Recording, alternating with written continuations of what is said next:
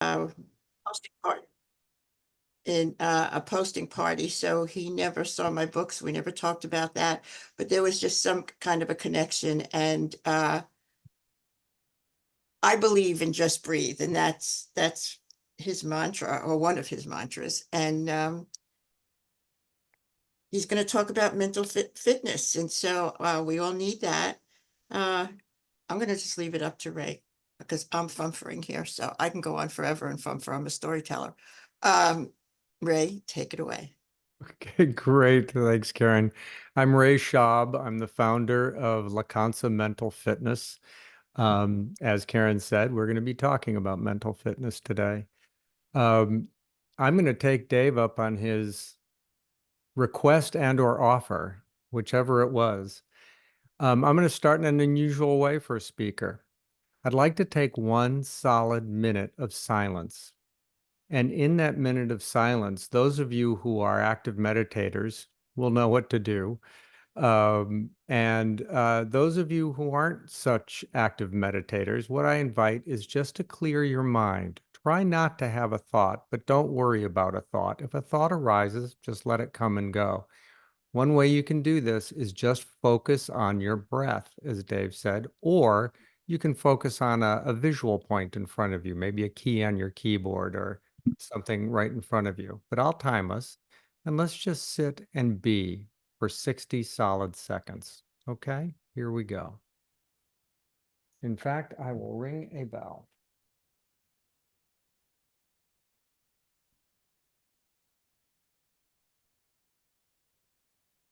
Here we go.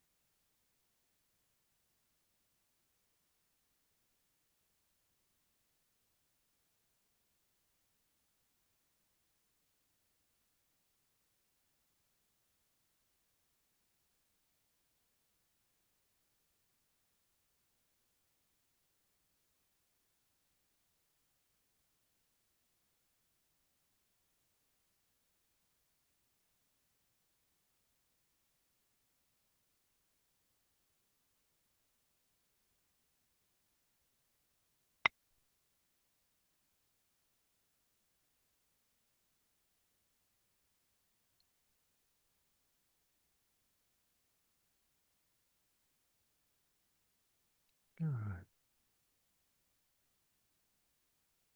So how was that for everybody? There's oftentimes not a neutral feeling to taking 60 seconds like that. Oftentimes, it's the most calming, settling thing we've done to, to this moment yet in the day. And other times, it's really frustrating for some people. They get very antsy, they get very anxious with it. Would anybody like to share with me what their reaction was, whether it was pleasant or neutral or negative? I will. For Okay. me, it was a combination because I still had my mind going on thoughts, but not as stressful Mm-hmm. and not as many. And Mm-hmm. but what I felt more than anything was I felt my body relax. Good. Great. I was told I'm a very good relaxer. Terrific. Would anybody else like to share? I think for me, it was the first few seconds. I was starting to do a bit of scribbling on a piece of paper, thinking, I can't keep still. I need to stare at something or do something. And then I thought, okay, step into the moment. And then I could feel my body literally just getting calmer. Mm-hmm. So it is a good Mm-hmm. practice to Yes. adopt. Yep. It can be for a lot of people, yes. Mhm. Um, So, often what happens in that moment, and probably Keith is completely aware of this, is our physiognomy changes. The hormones in our body in just those 60 seconds can change. And it reduces our autonomic system, our limbic system, and the stress that we have. And I'll tell you a little story about those 60 seconds to start. So, back in 2001 or two, I was working in a half-height cubicle in a company out in New Jersey. And I'll tell you how I got there in a little while. But it was a crazy-making environment. It was for a large multinational organization based out of Korea. And the culture was not something I had ever experienced before. And it was extraordinarily stressful in the sense that you would often have 3 to 5 people come galloping over to your desk, and they'd all lean in and they would demand something of you that may not have been in your job description. And they'd say, you must do this for us now. And I was like, oh, okay. And then they would come back 3 minutes later and ask, where was it? And I said, you just given me a request that generally takes a week to produce. So it got, and the whole office was like this. It wasn't I wasn't the only one having that experience. So at one point, I decided to protest. And what I did was back in that day, I had a little Nokia phone that I carried, and I learned how to set it to ping at the top of every hour. And it would remind me just to settle down. And I would take 1 solid minute and I would just breathe. And it was in protest, as I said, it was like, I'll show them. It wasn't meant to have any positive effect. It was just meant to put the brakes on. I'm not going to work on what they've asked me to work on. I don't have to do what they asked me to do. It really was almost like a petulant little child. And I liked that 1 minute so much that I would extend it eventually into 3 minutes. And then when 3 minutes was working, what I decided to do was when I came out of it, I was moving in slow motion, like, look what I can do. I don't have to work fast at all. I would pull something out of the inbox and I would put it on my desk and I'd read the whole form very thoroughly. And then I would just put my hands on the keyboard and do whatever it called for. Then I'd realize I have to make a phone call. So I would just look at the phone, take the phone out of the cradle. And this is all, again, I thought out of protest against them. I'll show them. And what would happen was the balance of the hour would become so productive. And by the end of the day, my inbox was empty. My desk was clear in most cases. I would go home without anything in my hands. It was really remarkable. And people said, how come you don't carry a backpack or a briefcase? I said, don't need to. And eventually, over the course of time, I went from being identified as one of the most stressed people in that office to being I was introduced in a meeting one time as our responsible adult. This is the one responsible adult in the room. And they started giving me other titles. I became the head of employee relations when that person left because people just liked talking to me. And that wasn't the case when I first got there, because when I first got there, I was coming off of having owned a computer consulting firm in Manhattan for about 12, 13 years. And I was a president, I was president of this company, and I was a hard charger, and I was an entrepreneur, and don't you know who I am? And when I first got to this half-height cubicle, it was really a comeuppance for me. When I first started the job, I was making my own hours. This looks like a good stopping point. I'm going to leave for the day. And they'd like all look up at me going, what? Where are you going? And whenever I got a chance, I butted in on other people's conversations because I knew, I had something to contribute to their conversations. I eventually called that my blurting disorder. I would just blurt things out, and because I had been a president. And slowly, after I did this 1 minute routine, this top of the hour routine, I just suddenly started to become focused on what was right in front of me, quite naturally. And that was having not only an impact on my work life, but on my personal life. And here's where I'm going to get personal. Um, at the time, I was about 2 years sober when I started doing that.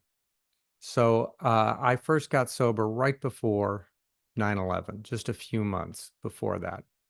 And, a little just skim the surface of what my alcoholism was like. I started drinking at around 12. I was given my first drink by a parent. We had a drinking household. I was seventh of 8 children. So anybody who's familiar with large family dynamics, you can attest to the fact that the parenting usually falls off as it goes down the age scale. And so by the time it got to me, I was pretty much raising myself, which they would cop to as well. And my dad just opened a beer and handed it to me when I was 12. Meanwhile, he had my older two siblings were not allowed to drink until they were 18. And they had curfews of 9 o'clock on Fridays when they were teenagers. My curfew was Tuesday. I would disappear for weekends and no one knew where I was and nobody cared. And so by the time I was 15, if anybody in the house was drinking, I was drinking. It was quite open. I never had to sneak liquor at all. If they were having a cocktail, I was having a cocktail. Wine with dinner, cordial after dinner, etc. By 16, I was drinking alcoholically. I didn't really know that. At 17, I had my first red flag moment. And I won't go into the details, but just suffice it to say, I woke up in things I shouldn't have been waking up in. But then I immediately tried to stop drinking. I knew I had a different relationship to alcohol than other people had. And so I started going into a very common cycle with alcoholics, a stop-start cycle. I would go on these forced abstinence binges of maybe a week or so, sometimes just for a couple of days. And I would think in those abstinence periods that I was proving to myself that I wasn't an alcoholic because of course, I was able to quit. Look, I'm quitting. So therefore, I'm not an alcoholic. At one point, I quit for about a year and a half. And in that year and a half, all these positive things happened that I didn't attribute to not drinking. I started a company. I met the woman I married, et cetera, et cetera. I bought an apartment.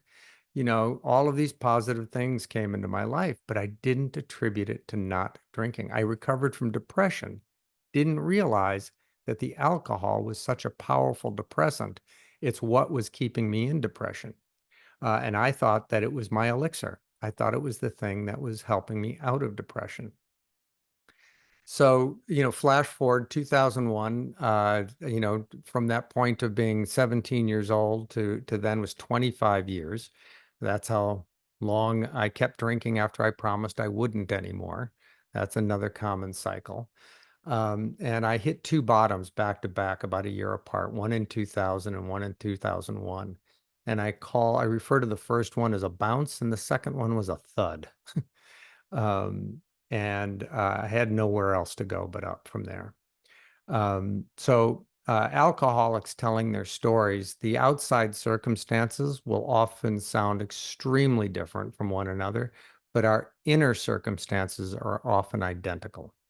One phrase that gets used oftentimes is incomprehensible demoralization.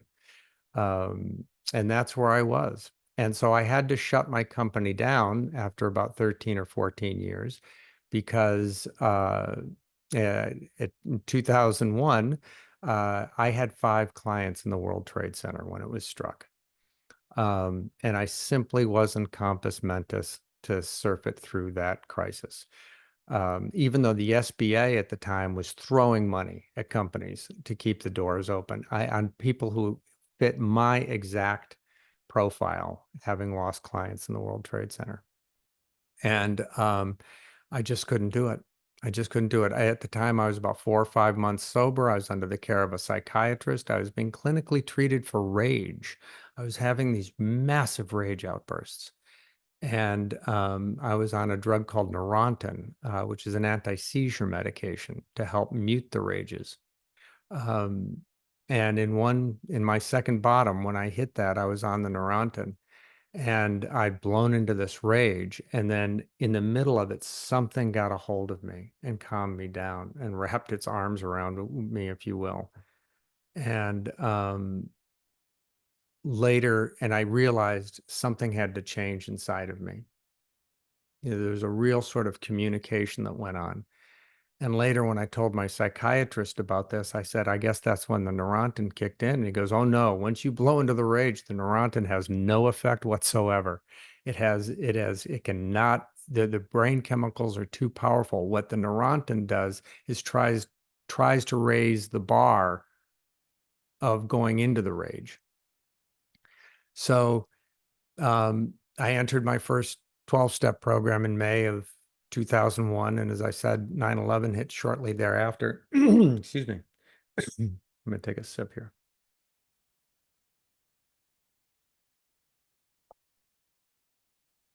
And, it just turned out to be such a blessing in disguise. I had to shut the company down. But anybody who's familiar with 12-step programs knows that one of the steps involves prayer and meditation. And I really focused on the meditation aspect. So when I started doing these 1 minutes at the top of the hour, um, I went to my sponsor in AA, and I said, here's what I'm doing, and it's better than acting out, and I'm not getting mad at people. And he goes, oh, that actually sounds very cool. It sounds like you're meditating. I said, no, I'm not meditating. I'm not doing that. And then I talked to a dear friend who is a Zen Buddhist priest. Was the first he's an American guy from Pittsburgh, nice Jewish boy, was the first one to be given foreign-born monk in Japan to be given his own temple there. So this guy had some street cred. And when I told him what I was doing, he goes, oh, you're meditating. I said, no, I'm not meditating. He goes, well, what are you doing during this minute? I said, I'm just focusing on my breath, and I'm just sort of looking at specific things. And he goes, that's meditation. And so I went, okay, whatevs. I was really resistant to my own idea there. And the impact that it had over the course of that year was profound. Not only was I able to settle down, and as I said, got identified as the responsible adult in the room, but at the end of the year, they paid me over 110% of my bonus. And they paid it to me after I left the firm, which they didn't have to do. And then they held it up as an example to others. And it was on an MBO program, a Management by Objectives program, where we were measured against, SMART goals and scales. And that even caught me off guard. I didn't do it willingly, if you will. It was just by the power of bringing myself into this moment and focusing on what was in front of me. And so one of the powerful lessons that I think can be drawn, I'm very grateful today that recovery is much more, it's much less stigmatized today. I was very, very guarded about it until a couple of years ago. I didn't speak about it at all, but now I've incorporated it into my business model because there is something that everybody has to learn from it. You don't have to be an alcoholic or an addict, but one of these things is the power of meditation, the power of accepting things as they are right now. One of the chief drivers for an alcoholic or addict to pick up their drug or behavior of choice is negative emotions, is not being able to deal with what's happening in this moment. So eventually, I started developing a mindfulness practice for myself, working with a couple of different teachers, and this goes back 15, 20 years. So I've been actively practicing meditation and mindfulness myself in my daily life for that long. And those teachers came to me a few years ago and said, okay, it's now time for you to start teaching. You've been at this long enough. It's time for you to develop your practice more deeply and start teaching it to others. So I was looking for ways to teach. I didn't necessarily want to go down the monk route, and I sat down and I looked very closely at, what were the major factors in my life? What were what consumed my day for the most part? And one of the things that I really hadn't acknowledged to myself was how much I worked with my own sobriety during the day, how much I worked with others who were getting sober, the time that I invested in that and what it meant to me. And then I also realized I've been a lifelong entrepreneur. I was raised in an entrepreneurial household. Um, so I put that in a circle, on the diagram. And then I also realized that how much mindfulness and meditation had meant to me. And so I put them together in a Venn diagram. And I had discovered this new paradigm called mental fitness, which I'll go into in a moment. But when I put that whole diagram together, I came up with a program that I call Mental Fitness for Business Leaders in Recovery. And so that's one of the things I promote today. But I've discovered this idea of mental fitness through a group called Positive Intelligence. And it was Positive Intelligence is a program that was developed by Shirzad Chamine barely about 3 years ago. And it's taken a real foothold in particularly in groups and teams and in organizations because it's a scalable program. And what it's based on, what mental fitness is based on, is it matches the paradigm or borrows from the paradigm of physical fitness. Whereas you'll go into a gym with a trainer, and that trainer will likely give you light weights and have you do a few reps to get started. He's not going to come in and hand you a 100-pound dumbbell and say, give me 30 curls on this. He's going to give you light weights. He's going to test you. He's going to see how it goes for you. And then he's going to increase it from there. That's exactly how mental fitness works. Mental fitness fits into other modalities quite neatly. Psychotherapy, psychiatry, psychopharmacology. It doesn't replace any of those. 12-step, in fact, it has a way of augmenting them. So with mental fitness, we're trying to bring people who might not have any experience whatsoever, any even, inkling to, sit in a meditative practice. And we're going to start them on these infinitesimally small increments, maybe 3 conscious breaths, not even a minute, just 3 conscious breaths in a moment, and start from there. They also have these things called tactile meditations where you touch your fingertips against the palm of the opposite hand and just do this. It has a very soothing, calming effect on people. And then we build on that. And positive intelligence was framed around the idea that the human brain is hardwired to have negative reactions to most stimuli. It's the self-protective aspect of our brains. And so the amygdala, that oldest reptilian part of our brain that many of us are familiar with, reacts to things. And I always use the analogy of the gazelle grazing on the Serengeti. And it's out there, chomping on the grass. And then all of a sudden, boom, is that a lion? And everything, the fight or flight response comes up, the heart rate goes up, the lungs, the breathing, the gut stops working to channel all the energy to that, and it runs. But what's different in humans is that once we get far enough away from the lion, the gazelle will go back to eating. We'll literally shake it off. We'll shake their body and then go back to eating. But humans, we can't go back to eating. We keep going, is that a lion? Is that a lion? Is that a lion? And they're going, that damn lion, he keeps flying. That has to be a lion over there. And, we have this story going on in our head that the lion is always after us, and it's really, really important to recognize when the danger is no longer there. And through mental fitness, through developing these consistent exercises, you literally build new neural pathways through your brain. So when the amygdala has that immediate reactive moment, that's something we can't control. That's what it's going to do. That's what it's designed to do. But then in this middle part of our brain, the story starts to form of what is happening, what the threat is. And then we have this part of our brain called the prefrontal cortex, which analyzes the story and tells us whether or not it's true. But this prefrontal cortex in many of us does not become adequately developed for a number of reasons. One key reason is trauma. So if we have early childhood trauma through anything, maybe it's an abusive household or an acute event like, an accident or an assault, it's something like that. The prefrontal cortex actually stops developing as it develops post-traumatic stress disorder. And it is very, very important to recognize that people who are highly reactive are not that way by choice.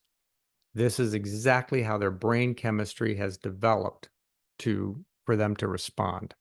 But it is changeable. In the last 20 years, they've discovered so much about the plasticity of the brain, and that through these daily exercises, we can actually change how they work.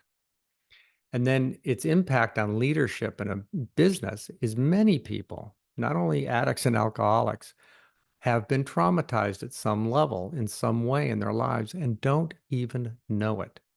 And they think that their reactivity in some cases is just who they are. It's just part of their personality. I'm an aggressive go-getter, an aggressive winner, and they don't realize that they're actually allowing this negative amygdala to impact what the decision they're making in the prefrontal cortex, how they're letting that impact.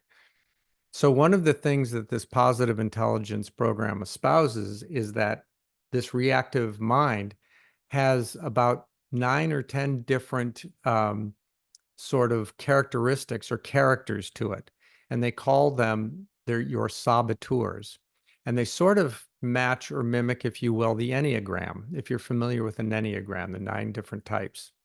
And so they've named them things like the victim, the hyperachiever.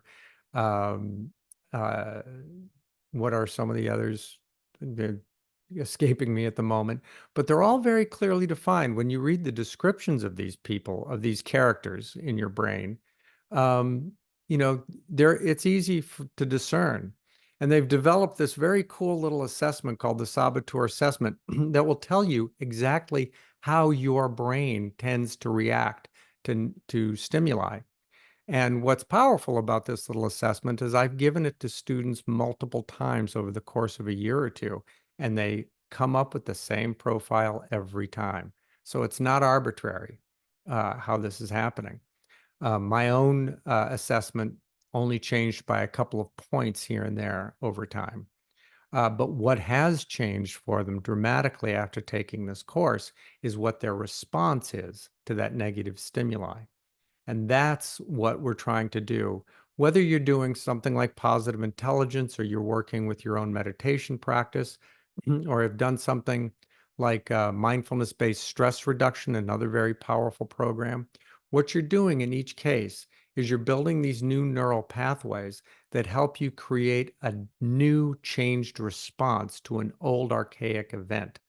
So that old archaic event is the childhood trauma.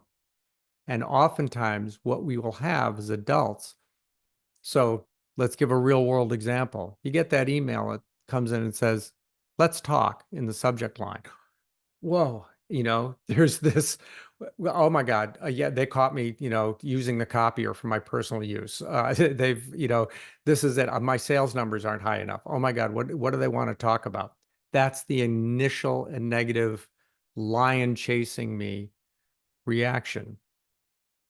But what we do over time, and it's a very brief time, it only takes a few weeks to a few months to change these neural pathways, we're able to insert a wedge between how we respond.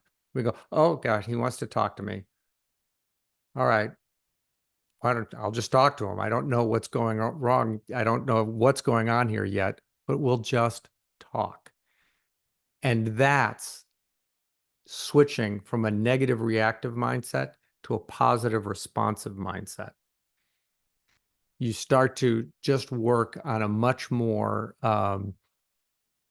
present moment, a present moment response, a present moment um, uh, solution. You switched from letting the problem dominate in your mind to allowing the solution in. And that's also another big lesson that people can draw from 12-step programs, because that's a very, very common message given in 12-step programs. Don't focus on the problem, focus on the solution. For so many of us, it's so much easier said than done. So another powerful thing about this positive intelligence program is how it scales. It can be taught to an individual, and it can also be taught to large groups of people. They have, I think Procter & Gamble has a couple of thousand people using it. Google has, I think, a couple of thousand people using it. So the whole message here is that, mental fitness is something that you can invoke on a daily basis in minute little increments that can have a powerful long-range effect on your mind and also on your leadership skills. It'll help on your communication with your staff. It will help on decision making. It will help on your own reactivity to things. It'll help you have a clearer vision of your own business plan, of where your company is going. I also find it to be a wonderful dovetailing in with business models like EOS. If anybody's familiar with Entrepreneurial Operating System, pioneered by Gino Wickman, it's a management model that has a real rigid structure to it, and which is why it's called an operating system. And positive intelligence refers to itself as an operating system as well. So these types of paradigms work very, very glove in hand way together. And what I'd like to do now is after I've said all this, I'd love to hear people's responses and questions. And if you're involved in recovery at all, or if you're involved in any type of meditation practice, I'd love to hear what your takeaways are. Maybe we can start with Keith, since his hand is up. When you talked about retraining the brain, it reminded me of something which I think you may find interesting. There was a retired surgeon from the US Marines, and we were in a room with a guy that had a limp, and he said to them, he says, "Where is your pain?" He says, "No, I don't have a pain anymore, but this goes back from a long time ago." Okay, he says, he got him to stand up. He got him to march on the spot, knees up, hands up. And then he got him to go chew, chew every time. And then he told him, "Okay, now put your thumbs up." And he kept sort of overloading him. And then he says, "I want to overload the medulla of the brain to put in a new message in there." And then he says, "Now walk across." And he says he walked across without the limp. Wow. Wow. I love that. Indeed. Yeah. So let's get Look Karen. at my mind. Go ahead, Karen. So mine's really not a question. I just wish I knew about that 60-second clearing your mind thing, because I had something similar happen to me. Every client got busy at the same time, and I worked on every client. And so I would come in the morning, and before I'm actually sitting down, I'm just starting to work on something. These account girls would come in, how important theirs is. Mine's priority, mine's priority. Whatever you're doing, mine's more important. I said, "You don't even know what I'm doing," and so I would hurry up and finish that and jump to the next thing and hurry up and finish that. It was so stressful. It was crazy making. I wish I knew about even the 3 breaths, to build up to that minute. That's great because I did feel a difference when we did that Mhm. minute early on. So thank you for that. And thank you for this. This is great. Right. Awesome. Very good. And I go ahead, Cliff. I know Cliff has something. Oh, well, okay. Go ahead. Yeah, I mean, that was great, Ray. I mean, your own personal story and how you've overcome that. A lot of it, I've fortunately never had an addiction, but I know a lot of people that have. My wife's a psychotherapist for the last 35 or more years. And so we've had everybody, come through these doors that you can imagine really but about 40 years ago, through a bizarre series of events that nobody's going to believe, so I won't tell you. But anyway, my wife and I got introduced to Silva. And if you're familiar with that, SILVA, from Jose Silva, the course. And we had some of the best teachers in the world here in Toronto. They're utterly, completely brilliant. And the walk, talk the talk. Now, they really had done everything. And it was just incredible. And it changed our lives fundamentally. So even from when my wife was pregnant, we would be meditating on the kind of soul that would be coming in. And we've used it so many times in business, and I must admit, I'm a bit of a lapsed meditator, but if I get stressed, I do exactly as you say, change my breathing, breathe from the belly, focusing on the breath, really can change your blood pressure like crazy. It's just, it's great. And I wish you the very best with this because, you can help a lot of people. Mhm. Thank Yeah. you. Thanks for that. Go ahead, Shishir. Thank you, Dave, and thank you, Cliff, for reinforcing that point. And Ray, much appreciate your wonderful talk. We all need to hear this often enough to start practicing it. A good line was, your mind is your best friend, your mind is your worst enemy. Mhm. Bhagavad Gita. What it's saying is that deer that just runs as soon as it sees the lion, that's the mode we live in. We live in the kingdom of our mind. We forget our bodies. And it's so necessary for all of us to understand that we reside in this body. We do not just ignore it. And it was a wonderful line by a literary writer who said he lives far away from his body, Mhm. which indicates how so much we live is imagination. And when that takes over, it's the passions that start ruling us as opposed to us being in control. And when passions take over, as they say, managing your emotions is such an important skill set. All entrepreneurs, all businesses, all executives have to learn that. And so very often you are talked about addiction. Of course, I was addicted. You know what I was addicted to? Looking at my balance sheet. Mhm. Ah, I did it again. Good for me. Well, that is an addiction too. And when I retired and realized that I was free, finally free of that pressure I had created on myself.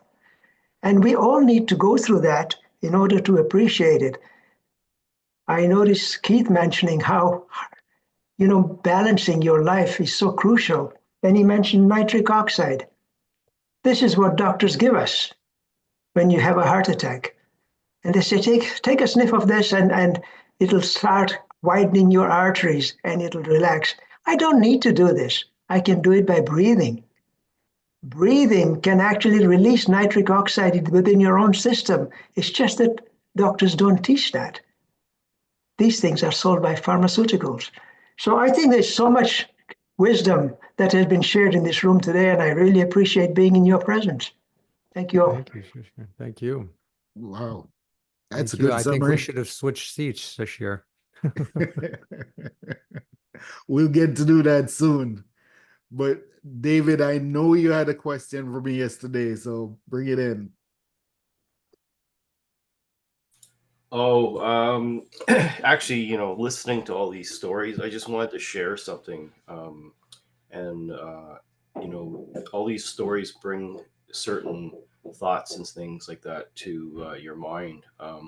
My day to day is not that stressful. I was fortunate early on to get the chance to work for Apple, Mm. and they would send you on these courses. And when early on I got to go on this outward bound course, which is like a sort of like a camping trip, but they send you up north and then you work as a group, and it builds team leadership and teamwork and things like that with different people. And one of the tasks was they would drop you in the middle of the lake, give you a compass and a little map, and they said you had to figure out how to get your way back to this spot. So over the 2 days, as a team, we had to go through creeks and things like that and get back. And this was like early spring in May. So, we were pretty well like armpit deep in water, pulling the canoes and the packs and stuff like that. The black flies were swarming around your heads and mosquitoes and stuff like that. So if you can imagine the time you would have, right? Would that be a pleasant time and stuff like that? So at the end of the 3 days, the leader said to us and said, "So when you guys go back to the office, right? Think about your day, and if you ever have a hard day, think about what you just went through. Is there anything that you can deal with from a day to day that would equal what you just went through?" And I have that perspective, like way out here, that if I ever get stressed, I think about, do I really want that day that I had back then? It's a piece of cake sort of thing, right? So it gives you a different perspective on life. So my days are easy compared to what I went through on that trip and stuff like that. So going back to the question I had, I use one of these breathing devices to actually force the lungs also to get them, I guess, opened up wider. So I just wanted to know what your thoughts were on these devices and stuff like that. Well, I really don't know about them, so I can't speak to them, but there are some very powerful breathing techniques out there. Some of you might be familiar with Wim Hof. YouTube is WIM is the first name, and HOFF is his last name. And he has a whole series of very powerful breathing techniques. So breathing is highly regarded as being one of the best ways to reset the limbic system. But I've never used a device like that. But if it's working for you, I'm going to go check it out, to tell you the truth. But yes, just stopping for those three. So Thich Nhat Hanh was a very famous Buddhist monk out of Vietnam. And he had something he called his telephone therapy, which is very funny when I discovered it, because as I said, I used my Nokia phone as my trigger. But he said, every time you hear a phone ring, just stop for 3 conscious breaths. And it puts you back where your feet are, as he would say. It brings you back into this present moment. How long have you been using that device, David? About 6 months. I read an article that it actually does another thing with your the respiratory and stuff, and also with the your blood pressure. It actually helps bring the blood pressure down, right? It's a simple way without actually using any drugs and stuff like that. So if anybody's suffering from stuff like that, but they just said that it actually forces you to use more of the muscles within your chest, because the device restricts the airflow, right? So it's not as easy. So, you know what I mean? So what you're doing is you're actually physically exercising, some of the organs and stuff like that using the device. And they're very cheap. So, and there's some runners actually that use it to actually train with it, right? So that they can actually get more oxygen into the system, right? That's fascinating. And was it prescribed to you, or how did you come by it? No, I just read some article on a fitness magazine, and then it was like, oh, okay, let's go and check it out. And I think it was less than $20 or something for the device. And I said, okay, let's give it a shot, right? If it works, then away you go, right? So you think about what you might have to endure through a consultation or medicine or drugs or whatever like that, right? Right. So yeah. Right. Yeah, they're coming up with so much more powerful evidence on the effect of the mind on the body. Even the placebo effect is turning out to be a real thing. The mind thinks it should get healthier, and so therefore it does get healthier in many cases in a way they can't explain. And they're only recently starting to study that placebo effect. They used to just, blow it off, but now they're going, wait, there's something here we got to look at. So yeah, Shishir. Yeah, I think you make a very good point about placebo working in a positive fashion. Placebos can work in a negative fashion too. When people start saying negative things around you, it rubs off. And as we Yes. see, if people lie enough times, people start believing that too. Yes. Absolutely. Yeah, Keith. When the doctor tells somebody you have 6 months to live, that's generally all they have, because their mind is telling them start to wind down or go get everything in order. But if you don't accept that information and you look elsewhere, you will override that. Right. Right. And that's another, this idea of positive intelligence in a work group. I'm actually posting an article today that really it goes into depth on how it impacts work groups. But the entire group doesn't have to take the course. It can be like 20% of the group, but particularly like say, imagine if your most reactive person calmed down, and imagine the impact that would have on the rest of the group. We've all probably worked in environments where there was at least one incendiary bomb thrower in the group. Everything was a crisis. He's always pulling the pin on a grenade. This is going to destroy us if we don't. What if you were able to like calm that person down and just watch the effect it has on the whole group? So, bringing a mental fitness or a mindfulness program into an organization doesn't have to be the entire organization in order for it to have a positive impact. Yeah, Shishir. So many times when you go into a corporation and they talk about culture of a corporation, and if the CEO is the type A, who's always on the run like the deer, the whole organization takes that shape. And it's so crucial that it is maintained in a calm fashion. That is what really percolates down. Absolutely. An executive like that, who's highly, tightly wound in that way and has these big emotional reactions, can traumatize his team and can affect pre-existing traumas in some of his staff. And in some cases, that's why he's hired them. That's why he responded to them. He saw something in their interviews or their characters that he could silently exploit. It has a profound effect on team dynamics. So Ray is just telling us we get what we ask for. That's right. That's right. Be careful what you ask for.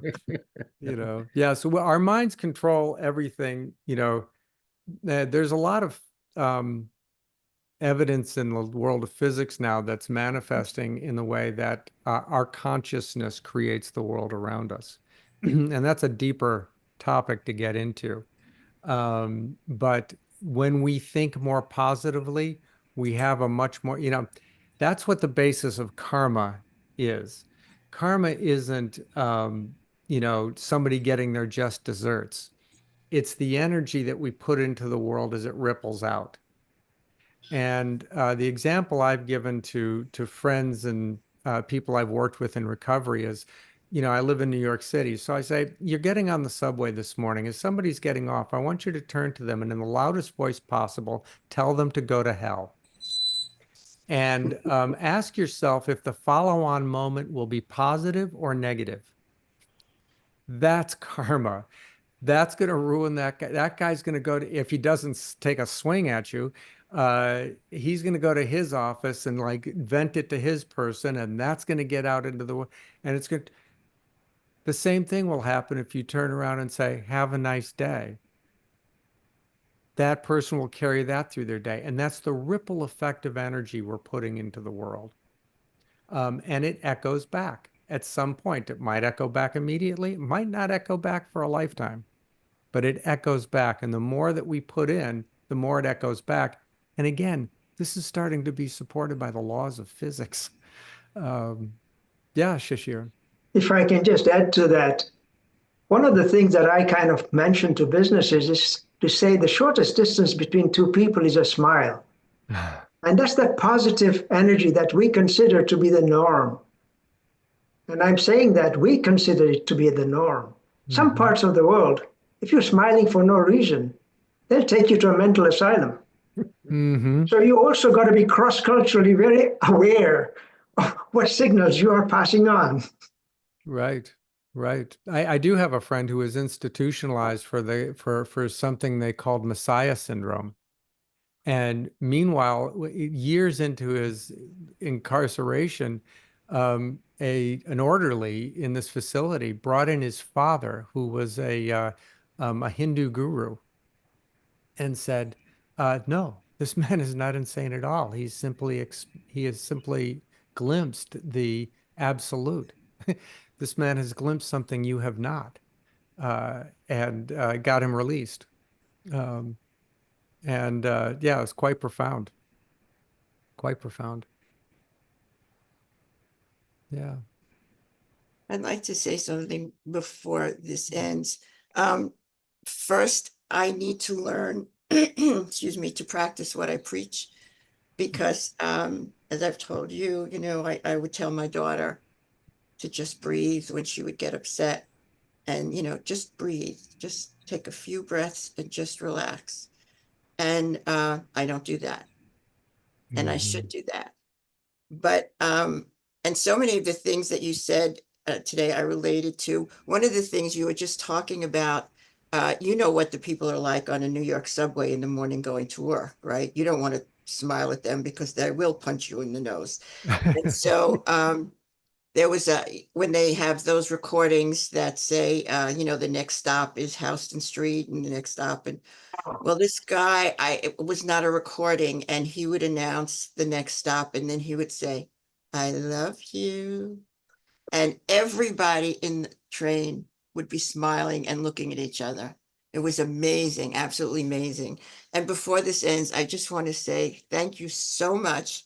This was so much better than I even anticipated. And so thank you for sharing all your personal experiences as well, and for teaching us to breathe. So thank you very much. Thank you, Ken. Thanks for having me. I was really glad to be here today. I'm going to save the chat. I see there's so much wonderful information going around. Should I put my contact info in the chat, or it's on a website someplace? It is, but go ahead and put it in the chat anyway. Okay. Let me do that. If there's anybody else who'd like to chime in.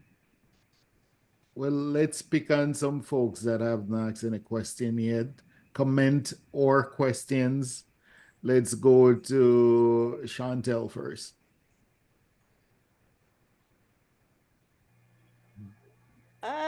Dave.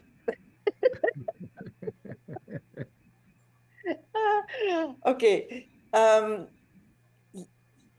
I'm very, my apologies. So I came in late and I did not get to experience the wonderful breathing exercise that you conducted, but I got a lot from your sharing and your knowledge impacting us in terms of understanding of the brain. Now, I followed John Kabat-Zinn on meditation, on mindfulness meditation. I actually was blessed by having a physician, which is rare, right? Who was a Buddhist himself. And instead of, he gave his patient an option. Do you want drugs, or are you coming to this meditation retreat with me? I thought that was brilliant. So there is so much to be said. The one thing I'd say, how do you, your program versus mindfulness, a lot of it is on your own. And this is a bit of you make correlation to being in recovery. You need, the being alone is not a good thing.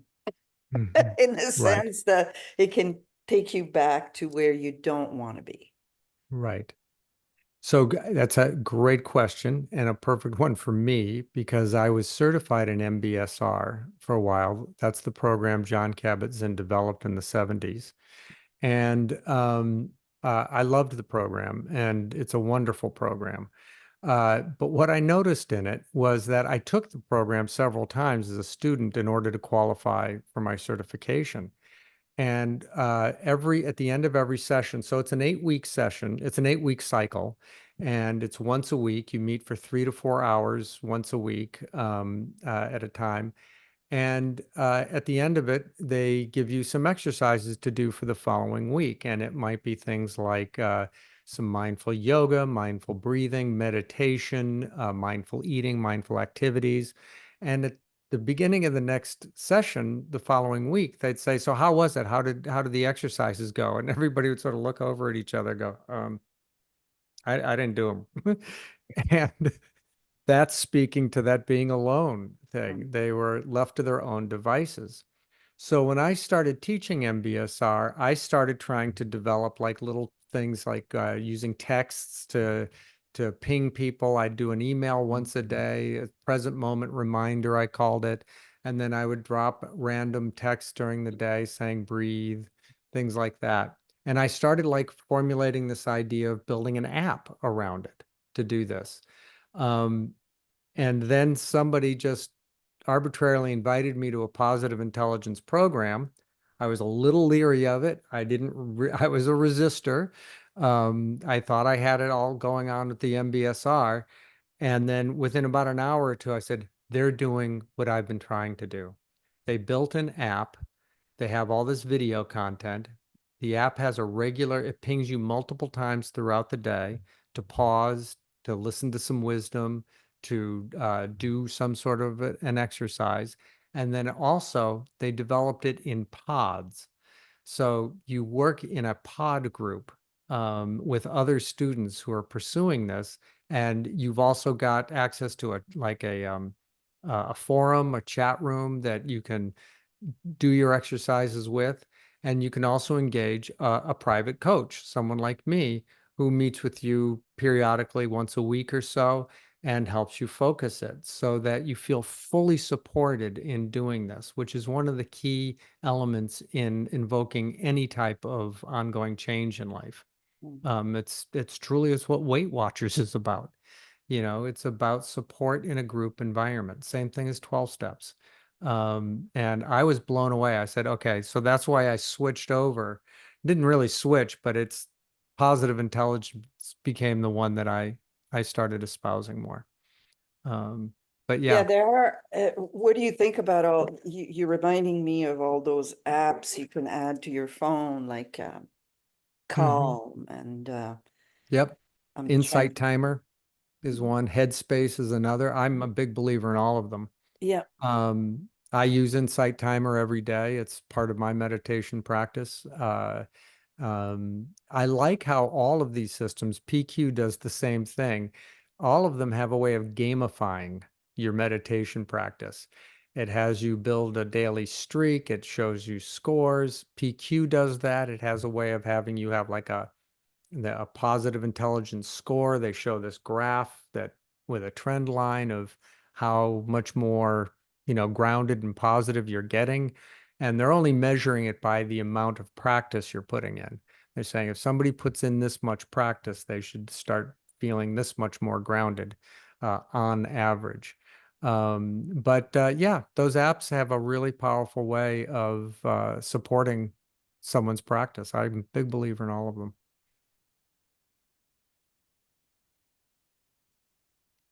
You're on mute, Dave. So I'm talking to myself again. Thanks for that, Chantel. Appreciate. Jamel, any questions or comment from you? Yeah, that was profound, Ray. Thank you for that. And thanks, Karen, for inviting me. Um, yeah, there's lots of takeaways. I find uh, throughout, because of my childhood, I find myself picking up on people's patterns a lot, as well as my own. And something that I've noticed is we all just get caught up in these things that we tell ourselves as children and things that our parents have told us. And often I find myself seeing that in people and seeing them in their cycles. So, yeah, and it's very unfortunate to see because uh, it it's like it's this huge thing to people in their minds. It's like this impossible mountain to climb, and I think it's great what you're doing, bringing this up to people and bringing this in the workplace. I think is really important because yeah, it's just the perfect place to have it because just our work culture and that's where lots of us spend our time and that's where that's what we spend our time doing in life and yeah, there's thank you for that. Thank you. Thank you. All right. Appreciate that feedback as well. Licia, did you catch any of this?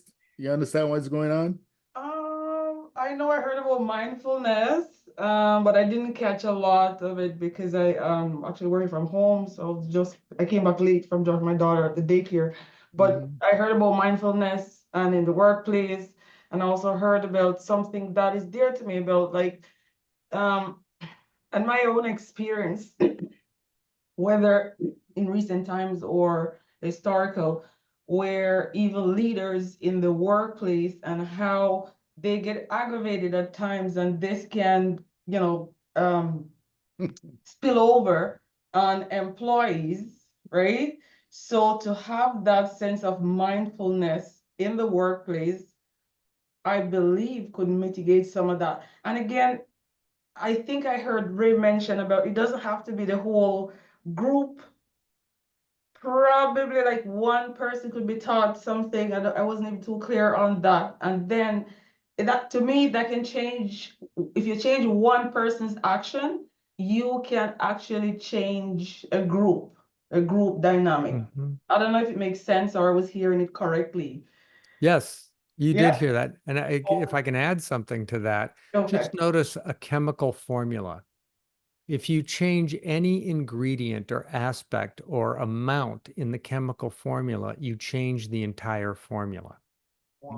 So changing one person in a group can have a profound impact on the entire group. So, many of us may have experienced, for instance, I once had a boss who was a raging lunatic and he had a heart attack. And he was out of the office for several months. And when he came back, he was a completely different person. And people enjoyed having his presence around, and it had an impact. And he listened. He suddenly went from somebody who yelled at everybody to somebody who listened so attentively. It was quite profound. He's quite inspiring. I remember how he'd sit and he'd focus on you while you were speaking, and you just felt like the only thing in the world. That can have a profound effect on a group. Right. And what I've also seen too, like people are so stressed in the workplace to the point that they're so aggressive and their responses sometimes even can be misinterpreted if you don't understand what's going on, right? So I feel mindfulness could mitigate some of that, right? Because outside of that, some of these people are beautiful people, but they're overstressed. So to introduce mindfulness would, I believe, it wouldn't alleviate the amount of stress, but how they deal with and cope with the stress. So not to spill it over onto like employees or people within the environment. So I believe it's a good thing. And we all need to calm down. Lesia, what a beautiful point that you've made there, because it'll change how you deal with highly reactive people and how you onboard what they're giving off. Yes. And that can have a ripple effect with the people who are close to you. You know, you notice someone who's not reacting to the enraged boss. And you sometimes, like you said, are you on drugs or something? You know, how come you're so calm? You know, that's what I used to get at the company after I started doing my 1 minute. People thought that something was wrong with me at first because I stopped reacting to these people. They would say, "What's up with you?" Sorry, Ray, I actually was asked that on numerous occasions because my personality has always been a calm person even without mindfulness, because even at this point, I still struggle to learn the whole technique of mindfulness. But my personality has always been a calm, very calm, where I've been in situations where people are going crazy, they're panicking, and I just sit like this. And they're like, okay, Lisa, like, what's going on with you? Right. Right. But in my head, I'm like, okay, if I panic, then I'm not able to think properly in order to solve what the problem is, or even if I can't solve it, to deal with it. Right. So that's the strategy that I've used over the years to just remain calm. Even when I have anxiety, I still try to remain calm. But I would love to learn the technique, mindfulness technique, to the point where I feel comfortable doing it. So it looks like you're picking up some of this, so that's good. Even though you came late, you're still picking up. So lesson learned. I'll add one little thing to what Leslie was saying too about, you know, having that calm exterior. We also know people who have, and I've been that person many times, keep it together, keep it together, keep it together. And it's like that duck on a pond. Above the surface, it's like everything's fine here. What a beautiful day. And underneath, you know, you're paddling along, you know, that inside anxiety that you're trying not to expose to people. That's as valid a thing to work on as even explosive outward directed stress. Inside and out. In and out. Let's get Jav up. We haven't heard from you yet. Any comments or questions? Well, I don't have much to say, but really thank you for this session. At the same time, it's sure that we, as human beings in this modern world, that is very stressful. We don't take the time to pause and disconnect, take the time to breathe, such as this powerful 60-second exercise. So I totally agree that it's something that we should do. I really like the gazelle versus human exercise, that the analogy that he made with the lion chasing us. That was very good at the same time. But there is something that I didn't recall. It was the name of the app that allows us to be able to track our positivity aspects and so on. What was it, Mr. Ray, please? Yeah, one of them is positive intelligence. The paradigm that I teach in also comes along with an app that it uses, and it's called Positive Intelligence. And you can Google it. But then there are others as well that don't necessarily track positivity, but they track your mindfulness exercises, your spirituality exercises, if you will. One of them is called Insight Timer. Here, I'll put 3 of them in the chat. Insight Timer is one. It's the one that I use, but it was one of the earliest and I've been using it a long time. Calm is another, and Headspace is a third. And they all pretty much operate, they do similar things. They all do very similar things. Okay, perfect. Thank you very much. Thank you. So good, man. Good contribution. Let me challenge you a little bit though, Jav, because you're a fitness coach. So are you going to take that 1 minute pause with some of your clients going forward? It's sure that for those that I see that have stress or that has unclear ideas about what their goals or why they are doing it, it's sure that I'm going to take the time to put this exercise, like take a 1 minute breath just to clear your mind, just to make your thought pass, because most of the time, the most important thing, I agree, we need to control is our mind and our thoughts. So if you can control that, it will control you, and that's it, that's all. So to be able to do this, it's sure that such as powerful exercise will be able to be helpful. So yes, I'm very grateful to have been able to heard that today. All right, good, And good, good. Java, if I can offer something, if you're sensing that someone is stressed, what I would recommend is don't only do it for the ones that you can sense are stressed, because some people are that duck on the pond that I just mentioned. And anyone will appreciate 60 seconds of silence in their day. And some of those people, you're helping fortify them against anxiety that's coming later in their day. So if oftentimes when someone's coming and presenting anxious to you, it's almost too late to invoke some of these things. Start to train people, help people start to focus that way as a habit. You know, help them start to building a habit that way. Everyone will appreciate if you say, hey, let's just take 60 seconds here. Yeah, thank you very much. I agree on that. I think that it would even be better if it was integrated into a morning routine to start your day, and it would be one of the best things it could be possible. Thank you. That's right. Yes. You got it. All right, Yes. you got it, man. You're even getting a clap for that. So what I've picked up here is good knowledge applied is power. Right? So it's not just the knowledge alone, but it has to be applied before it becomes anything. So Ray, maybe you can summarize for us what you actually do and how we can get a hold of you. Great. Well, I just put my contact information in the chat. I really enjoy connecting with people on LinkedIn.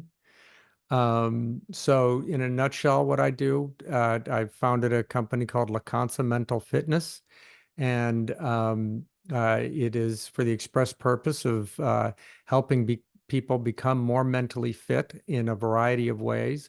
I'll teach anybody who's interested in learning, I'll take them through the 8-week positive intelligence course. But then I also have a very specific 4-week intensive course that I call Mental Fitness for Business Leaders in Recovery. And if you know anybody that fits that paradigm, you know, if you'd be willing to put us in touch with each other. One of the taglines I have on that is it's for people in leadership positions who may have a lot to lose if they can't get together. So it's a very specific course, and it's structured in a very specific way to help people in recovery. And but also I am building a practice to bring this into groups and organizations. So I find the best way to do that is if someone in the organization in a leadership decision-making role takes the course themselves, and then they can decide whether or not it's the right thing to bring into their company. And we can tailor it to the company. And it's on a subscription basis at the corporate level. So that's me in a nutshell. I also have a contact form on there. On the contact form, if you send me your email address, I'm going to send you back a link to something called the Saboteur Assessment. And that's going to give you insight into how your mind responds negatively. And then, as I'll say in the email, if you send me your results, we'll spend an hour going over them. We'll schedule some time to spend an hour going over them, and you can sort of decide whether or not the programs I offer are right for you. So that's me in a nutshell, I hope. All right. Well, that's very good. Well, we want to thank you again for being here and just giving us good information that we can actually use right away. That will create results. Karen, go ahead. No, I just wanted to tell Ray that I'm not sure how to pronounce your name, Lucia. Asked the question how she can get access to the 60-second exercise that she missed. If you can just really very quickly tell her, because that's easy peasy. Do you know what I was just going to do, Lucia? Are we pronouncing that correct? Licia. Thank you. Names are important. I just did this thing live, so it wasn't an exercise. I'll tell you what you do too. I forgot this. Give me 1 second. You want 60-second exercises? I got them. We got everything here. Just a minute. And it's gonna be recorded too, so it's gonna be at the front of the recording. Right. Okay. Yes, you'll see it at the front of the recording. Give me one moment here. And I'm going to put a link to my Instagram account. And my Instagram account is nothing but what I call mindful minutes. It's 60-second little videos, watching the waves roll in, or taking 60 seconds to smile. It's an antidote to doom scrolling. It's an antidote to ruminating. It's a one size fits all Instagram account. There's nothing else on there but about 15 of these mindful minutes. But here's what I'll invite. If no one else has anything to say, let's do another 60 seconds. Is that okay with everybody? Here we go. This is what we did, Licia. Just for the next 60 seconds, just breathe. Don't think of anything. Don't worry about your day.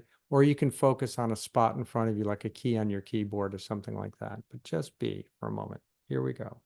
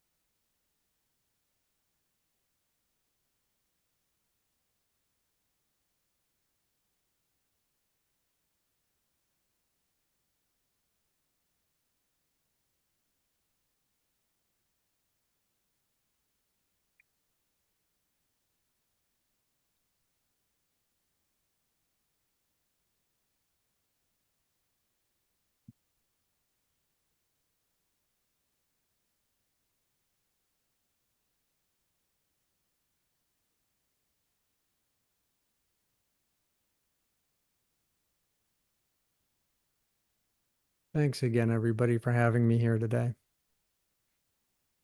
Really Thank you for enjoyed being it. here. Looking forward to connecting with all of you on LinkedIn if you'd like. Thank you, Okay. Ray. Thank you. Thank you, guys.